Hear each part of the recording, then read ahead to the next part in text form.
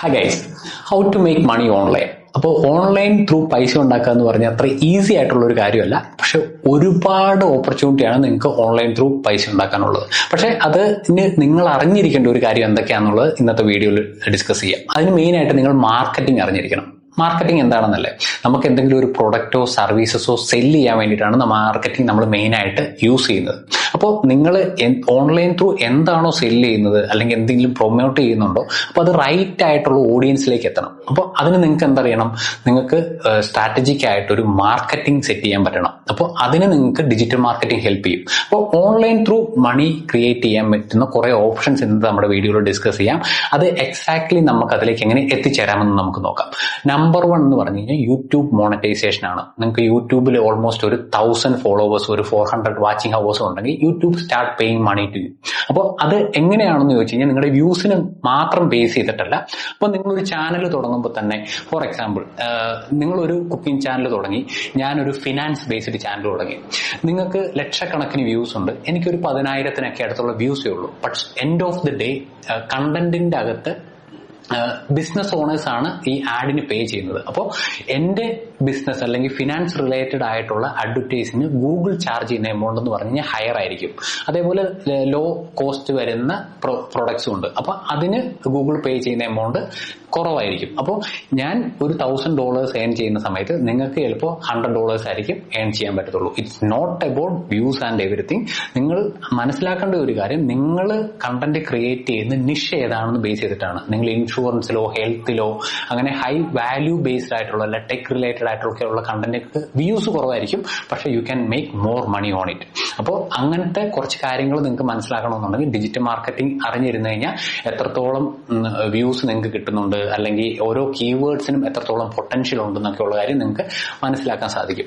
രണ്ടാമത്തെ കാര്യമാണ് affiliated marketing. Affiliated marketing എന്ന് പറഞ്ഞാൽ ഇന്ന് നിങ്ങൾ ഇൻസ്റ്റാഗ്രാമിലും യൂട്യൂബിലൊക്കെ ഒരുപാട് ആളുകൾ നിങ്ങൾ അത് ചോദിക്കുമ്പോൾ നിങ്ങൾ ലിങ്ക് കമന്റ് ചെയ്ത് കഴിഞ്ഞ് കഴിഞ്ഞാൽ ഞങ്ങൾ അതിന്റെ പ്രൊഡക്റ്റിന്റെ ഡീറ്റെയിൽസ് അയച്ചു തരാമെന്നൊക്കെ പറയും. അതേപോലെ തന്നെ യൂട്യൂബിൽ വീഡിയോസ് കാണുന്ന സമയത്ത് അതിന്റെ അകത്തും അവർ പറഞ്ഞിട്ടുണ്ടാവും നിങ്ങൾ ലിങ്കിൽ പോയി ക്ലിക്ക് ചെയ്ത് കഴിഞ്ഞാൽ നിങ്ങൾക്ക് ഇത്ര ഓഫേഴ്സ് ഒക്കെ ഉണ്ടാവുന്നത്. അപ്പോൾ അതിന്റെ ബിഹൈൻഡ് ദ സീൻ എന്തെന്ന് ചോദിച്ചു കഴിഞ്ഞാൽ അഫിലിയേറ്റഡ് മാർക്കറ്റിംഗ് എങ്ങനെയാണ് വർക്ക് ചെയ്യുന്നതെന്ന് ചോദിച്ചു കഴിഞ്ഞാൽ, നിങ്ങൾ ആമസോൺ പോലുള്ള ഒരു പ്ലാറ്റ്ഫോമിൽ അഫിലിയേറ്റ് ആയിട്ട് ജോയിൻ ചെയ്ത് കഴിഞ്ഞാൽ നിങ്ങൾക്ക് ആമസോണിലുള്ള എന്ത് പ്രൊഡക്റ്റും നിങ്ങൾക്ക് നിങ്ങളുടെ ഫ്രണ്ട്സിന് ഷെയർ ചെയ്ത് കൊടുത്തു ആ ലിങ്ക്. അപ്പോൾ ആ ലിങ്ക് ത്രൂ നിങ്ങളുടെ ഫ്രണ്ട്സ് അതിൻ്റെ അകത്ത് പർച്ചേസ് ചെയ്ത് കഴിഞ്ഞാൽ യു ക്യാൻ മേക്ക് മണി. അതിൻ്റെ ഒരു 10%, 3%, 20% ഒക്കെ കമ്മീഷൻസ് ഏൺ ചെയ്യാൻ പറ്റും. അപ്പോൾ അത് ഓരോ പ്രൊഡക്റ്റിനും ഇങ്ങനെ മാറിക്കൊണ്ടിരിക്കും. ഡിജിറ്റൽ പ്രോഡക്ട്സിനൊക്കെ അപ് ടു 50% കമ്മീഷൻസ് വരെ ഉണ്ട്. വിച്ച് മീൻസ് നിങ്ങൾക്കൊരു ഒന്നും ചെയ്യാണ്ട് ആരുടെയെങ്കിലും പ്രൊഡക്റ്റ് എടുത്ത് പ്രൊമോട്ട് ചെയ്ത് നിങ്ങൾക്ക് മണി മേക്ക് ചെയ്യാൻ പറ്റും. പക്ഷെ അത് സിംപ്ലി ചുമ്മാ എടുത്ത് നിങ്ങളുടെ ഫ്രണ്ട്സിനോ അവർക്കോ അയച്ചു കൊടുക്കുന്നതല്ല.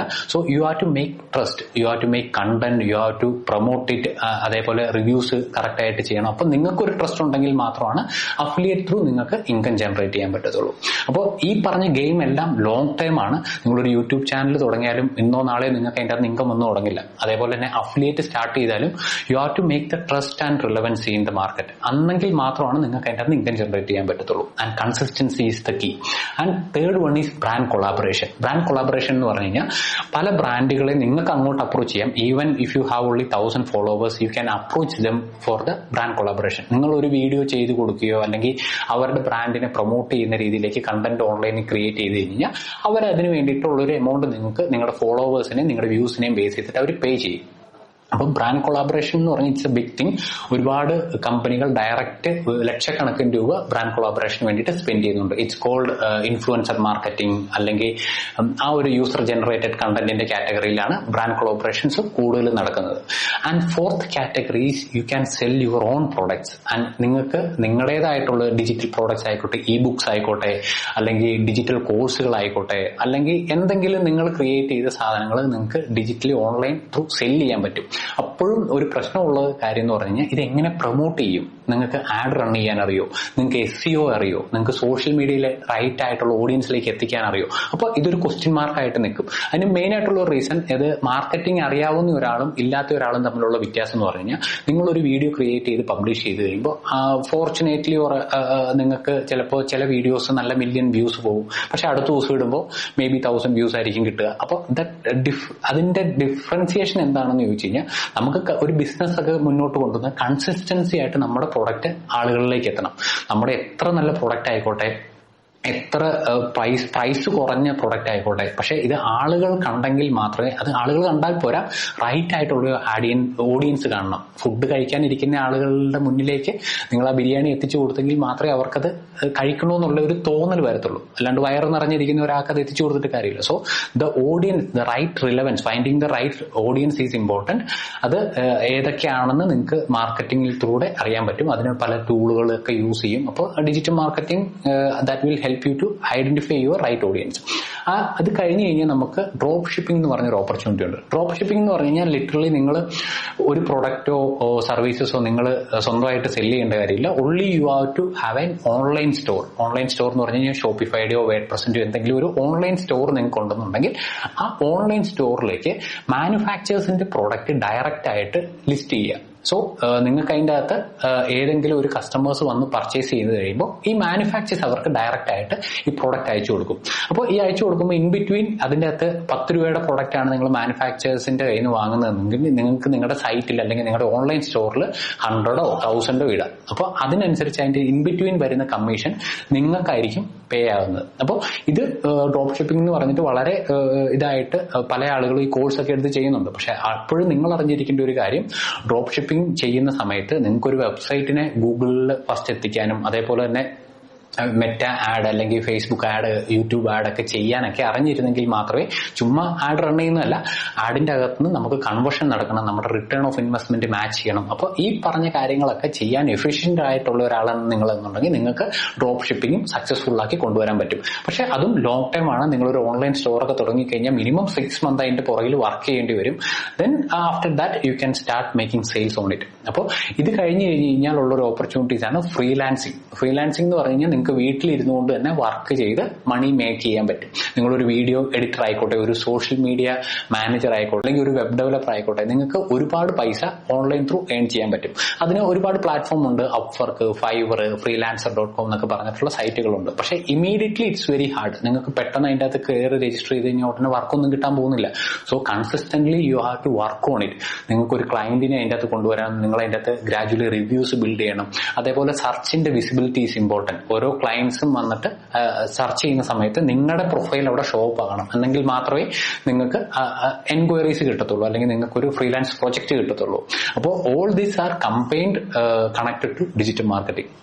നിങ്ങൾക്ക് ഡിജിറ്റൽ മാർക്കറ്റിംഗിന്റെ ഇപ്പോൾ ഫോർ എക്സാമ്പിൾ ഒരു സോഷ്യൽ മീഡിയ ആഡ്സ് എങ്ങനെ സെറ്റ് ചെയ്യാം, റൈറ്റ് ആയിട്ടുള്ള ഓഡിയൻസിനെ എങ്ങനെ ഫൈൻഡ് ചെയ്യാം, അപ്പോൾ പേഴ്സണലൈസ്ഡ് ആയിട്ടുള്ള ഇമെയിൽ മാർക്കറ്റിംഗ്, വാട്സ്ആപ്പ് മാർക്കറ്റിംഗ്, അല്ലെങ്കിൽ അഫിലിയേറ്റ്സിനെ എങ്ങനെ ഫൈൻഡ് ചെയ്യാം. അപ്പോൾ ഇതെല്ലാം കണക്ട് ത്രൂ ഒരു ഒമിനി ചാനൽ സെറ്റ് ചെയ്ത് കഴിഞ്ഞാൽ തന്നെ നിങ്ങളുടെ മാർക്കറ്റിംഗ് ചാനൽ സെറ്റ് ആയിരിക്കും. അതിൻ്റെ അകത്ത് നിങ്ങൾക്ക് ഒരു പൈപ്പ് ലൈൻസ് ക്രിയേറ്റ് ചെയ്യാൻ പറ്റും.